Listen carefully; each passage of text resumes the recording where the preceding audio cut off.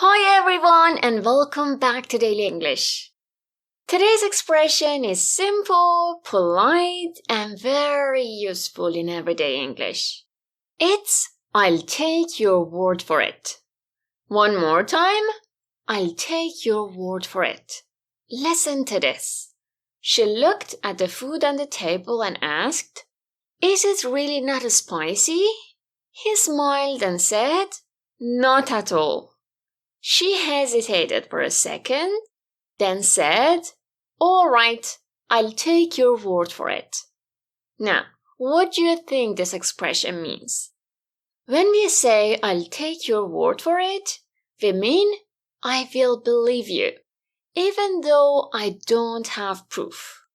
It can show trust or polite doubt, depending on the situation and tone. Let's listen to some examples. He said the movie was amazing, one of the best he had ever seen. She hadn't watched it yet, but she smiled and said, "Okay, I'll take your word for it." Another one. She promised she would be there on time, even though she was often late. He raised an eyebrow and replied, "I'll take your word for it." And a friend said, "I'm really fine. Don't worry about me." She looked at her face, a little unsure, then answered softly, "Okay, I'll take your word for it."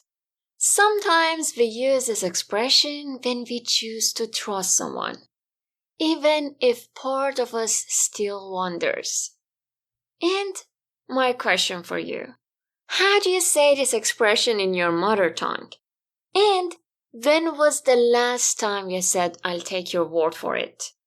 Was it about a promise, an opinion, or something you couldn't check yourself?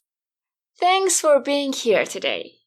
And don't forget, even if you can't notice it right now, if you're showing up every day, your English is growing quietly. And one day, you'll feel it.